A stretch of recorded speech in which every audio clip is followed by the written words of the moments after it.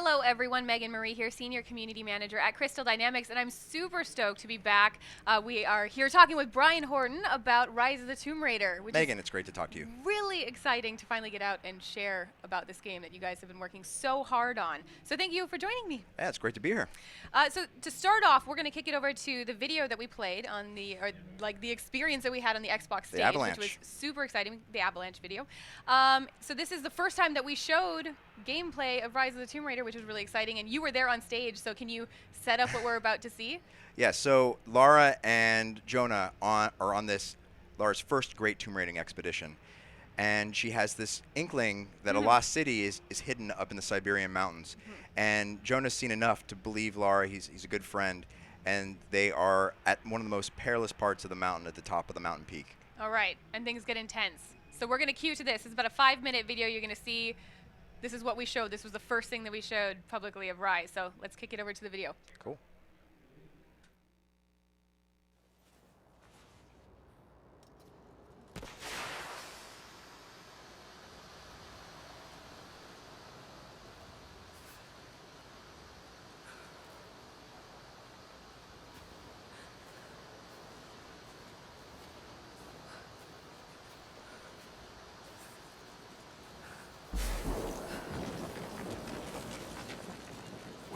See this view, Lara.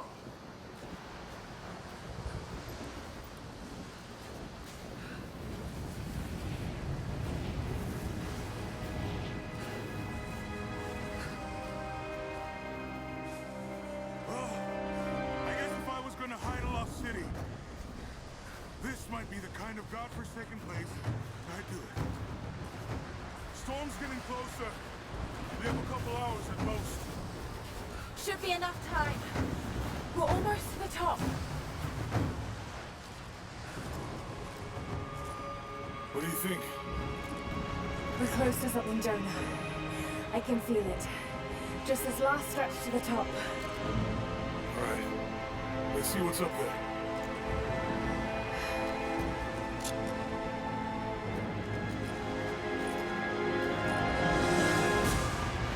Looks like we climb from here. Keep your eyes open for falling ice. Right. You ready? Let's do it.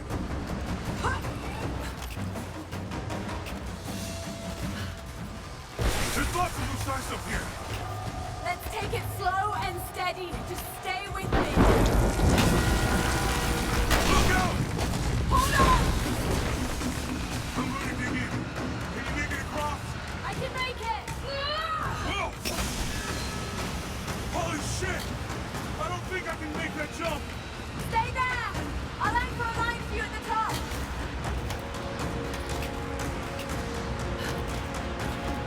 Almost there, Lara. You got it.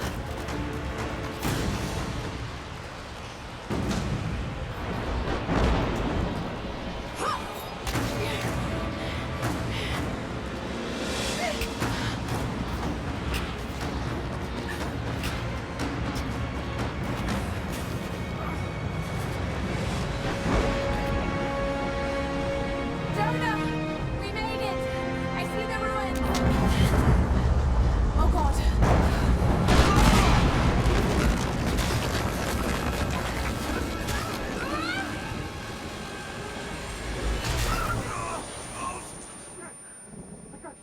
I got you.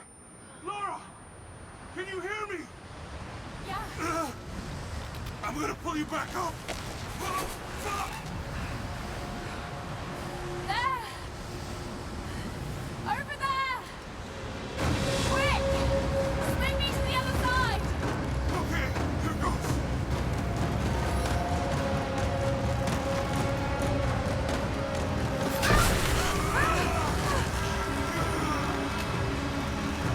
Lara, I can't hold you. The rope is slipping. Climb! Climb!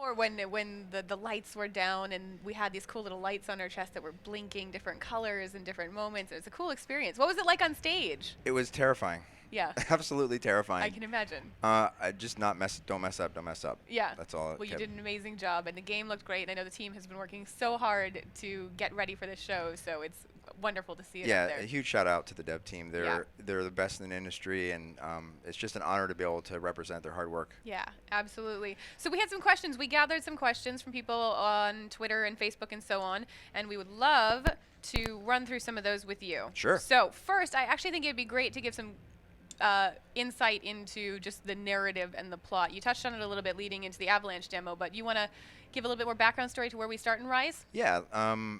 This is Lara's first tomb raiding expedition, the first great tomb raiding expedition. I mean, she was surviving Yamatai, and now she's proactively seeking out these lost cities in the most remote and hostile places on Earth.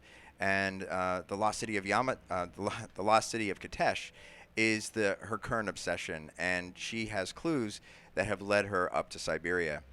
And the reason she's seeking this out is because she saw something on Yamatai that she couldn't explain, and then this trail is leading to a similar kind of myth, and she believes if she finds it, she's going to be able to prove to the world that these things are real. And also prove to herself, right? Yeah. The fact that she did see that thing that she couldn't explain, that she needs that another shred of proof. And it's not just about proof. I don't think she felt right going back home. I mean, she never quite fit when she returned. When she's out in the wilderness and surviving these situations, she feels more at home and more at peace in a strange way. Yeah. She's realizing that this is her destiny to become the Tomb Raider. Fantastic. So that actually leads perfectly into the next question, which was from Rayan on Twitter, and he asked, how has Lara matured from the previous game? And she definitely has. Oh, character growth is essential to our vision for Tomb Raider. In the first game, Lara had to really go from a place of inexperience to survival, and in this one, she's using those same skills, but much more refined. She understands that there are going to be people out there that might try to take her down, and she's going to learn some things. Like, in gameplay terms, she has a bunch of new abilities. Her crafting has gotten much more rich. She can now craft from multiple resources in the world, whether it be the deer that she finds. She can skin the hide. She can collect wood. Those create crafting recipes, which allows her to strengthen her weapons. And she can craft new ammunition like poison arrows to take out groups of enemies. So not only is she changing as a character, but her skill sets, her ability to front an assault, or in this case, to be more stealthy and to go into the world unseen and take out these threats, is really developing in this game. Very cool. So we have a question from Richard on Facebook, and he's a longtime Tomb Raider fan looking for some big brain teasers in terms of puzzles, and he asks, so what does the tomb raiding business in Rise of the Tomb Raider look like? So how is that going to be different? How has that evolved? Well, we wanted to keep a lot of the physics-based puzzles that we liked from the last Tomb Raider, but we wanted them to be more epic. So the scale of our tombs is much larger, and we've come up with a recipe or a formula called the nested puzzle. It's very similar to what classic Tomb Raider games are, of multiple locations throughout a tomb that have something to solve, or in the simplest terms, key to puzzle. Now, we don't use keys, but we do have a big problem to solve, and then the puzzles will be broken down into multiple parts, each blending from, you go from piece to piece with all of our three pillars: traversal, some combat, puzzle, and then we wrap that up into a huge run out that the Lara has to survive to get out of the tomb. So it's a much more robust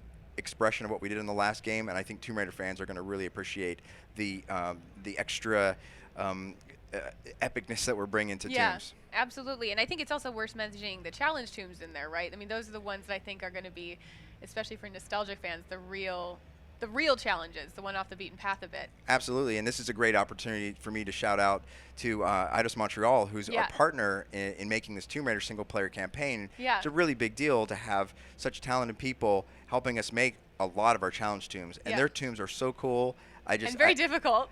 Yeah, they're difficult, but that's what's great about them. That's why we call them challenge tombs.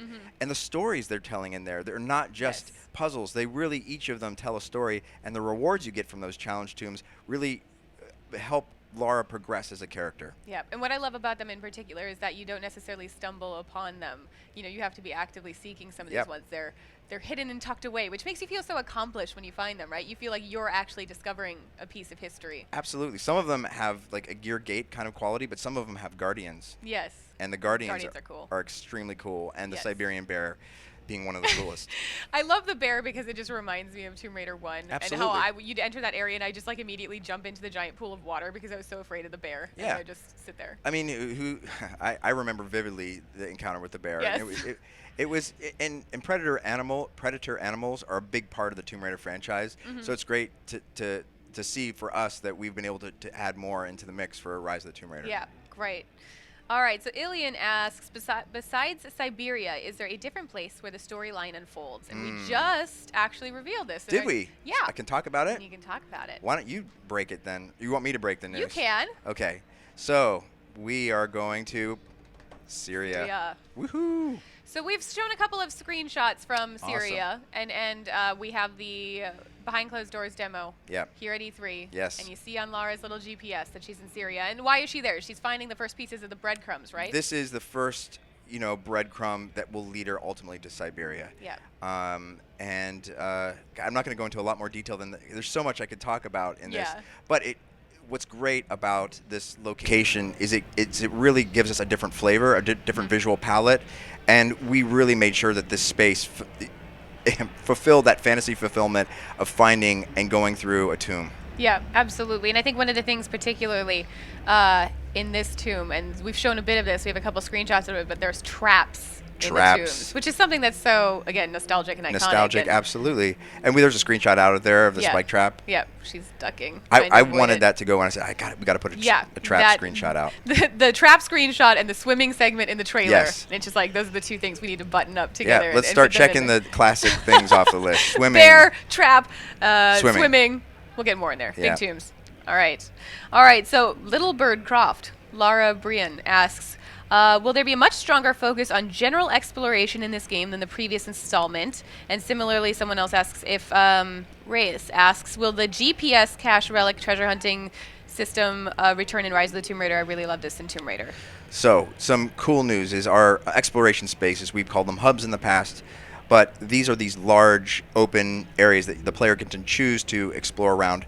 Some of them are 3 times larger than what we had on the last Tomb Raider game. And not only are they bigger, but there's more things to do. Absolutely. There's challenges, there's collectibles. I talked about there's 16 unique collectibles in the world and things you can hunt or collect. So if you want to gather these resources, you can craft new things. It's absolutely a fun thing to do. And the other thing we've introduced is allies throughout the world. We're not going into details about the allies, but they can give you challenge missions, and you can go on these missions and you get rewards from them. And finally, I mean, we're beating a dead horse on this one, but tombs. Yes.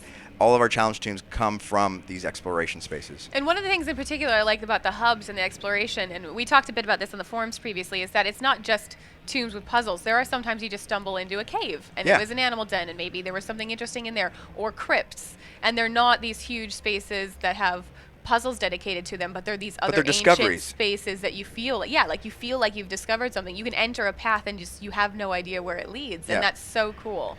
And there's other archaeological things which I don't think we're talking about right now, but we are putting more archaeology into the art of being a Tomb Raider. So the appreciation of ancient relics, like I think there was a question on GPS. We're more focused on the relic. The relics. That's a big part of the loop. But there are a ton of other collectibles besides GPS. That's what I like to hear, as someone who has to 100%. Yeah. Me too. All right. Brian on Twitter, Creekmore Brian asks, will they emphasize more of a stealth system and talent tree for stealth killing enemies? So you want to touch on our flavor of stealth? Yes.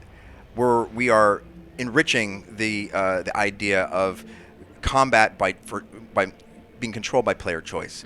So we've introduced new traversal mechanics. So Lara can now climb trees. Yeah. She can swim underwater. Yes. And both of those things have, not are they just fun to do in traversal, but they give the player an opportunity to go unseen over top of enemies by going from branch to branch, or if you want to, take them down from the tree branch. Same thing for underwater. You can go underwater, you can swim past them and not be seen, or you can do a special kill from underwater. So these ingredients have introduced a whole new level of stealth.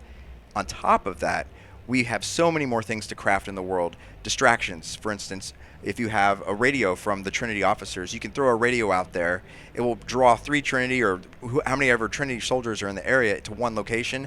You can craft a portable explosive with a gas can, and you can blow them up at one time. Yeah. These are all choices for the player. We don't ask them. They don't have to do them, but we let them know that these are available, and it really makes the combat that much more compelling. And there's pros and cons to each different method, correct? So if you go in guns blazing and you decide to be more proactive in battle, then you're going to run out of resources quicker versus, there's pros and cons and trade-offs. It comes down to player choice and player preference. So if you're an action player and you loved in Tomb Raider the bombastic, fast-paced action, you can go that way. You can go that way, and we're not going to make that, an impossible route. But if you found the combat was a little tough for you, or you would prefer not to engage as much, we are giving that type of player many more opportunities to be able to use stealth as a means to reduce the kill counts. Fantastic. Philip17 on Twitter asks, how are you balancing the difficulty levels of the game? That's a good question. Generally, difficulty on the last game was about difficulties of the enemy AI and how much hit points they can take and how much damage Lara could take. When it comes to puzzles, it's very difficult to manage puzzle difficulty. So I think the difficulty around there is whether or not you finish all the challenge tombs, and that's sort of how we scale it because they're not on primary path. But yeah, I think we try to invest mostly in Lara's abilities through combat, through that difficulty curve. So if you're not very good at combat or you don't like to do it, you can ramp that down and have an easier time of it. But then still enjoy the same. Absolutely. The same quality and level of puzzle. Yeah, you go through the same story. It's just we make it a little easier for those that don't like or don't feel as competent with the combat.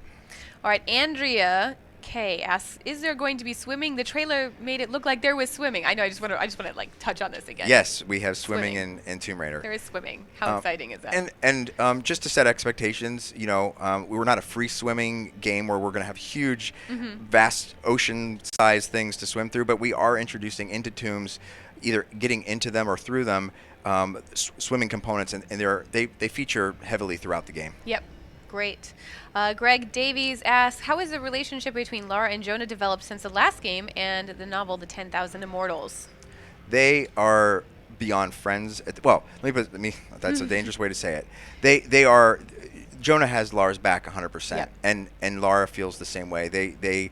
He shares her vision for the world, and he supports her for what she wants to do, but ultimately Lara has the singular ability to be the Tomb Raider. Yeah. So as far as Jonah would like to go, he can't go where Lara can go. Yeah. And but yes, their relationship is deep to the point where he might sometimes throw caution at her and say, "Hey, are you sure we want to do this?"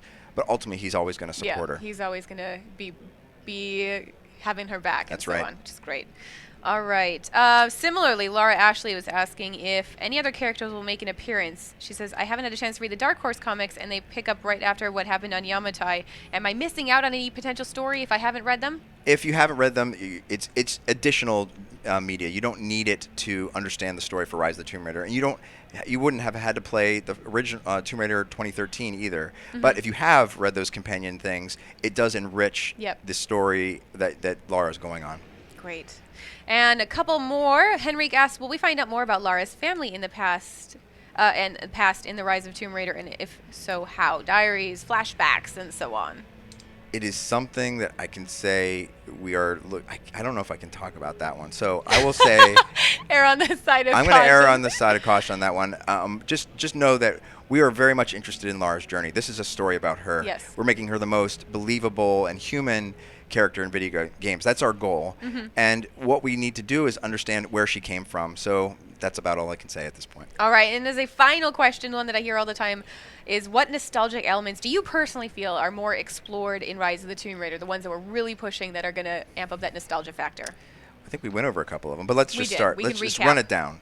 So obviously, if you're a Tomb Raider fan, you love tombs. We are having more tombs, more challenge tombs, and the primary tombs are bigger and more complex, and going to be a lot of fun.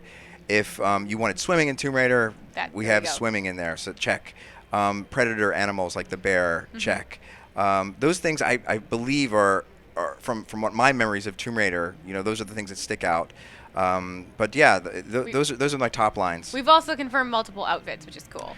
Multiple outfits at any time. That's a pretty cool thing. For we had fans. one person say, I I felt so cold that I always had her in the snow outfit. Yes. And I loved that. Yes. It's a good little quote. That's great. All right, so we are actually going to give you guys, if you have not had a chance to see this yet, we're going to go out on our new trailer, which shows the swimming and shows a couple of the different locations and the action and so on in Rise of the Tomb Raider. So we are going to say goodbye and sign off and leave you with that trailer. So thank you so much for joining us, Brian. It's great to talk to you again, Megan. All right. Bye, everyone. Bye.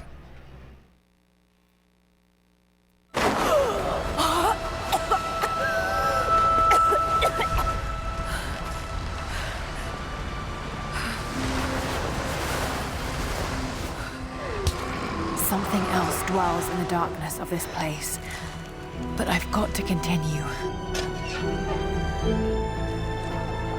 I finally feel a sense of purpose again.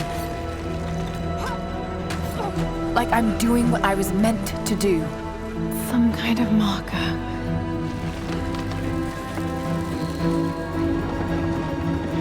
The journey will be perilous. But I must find a way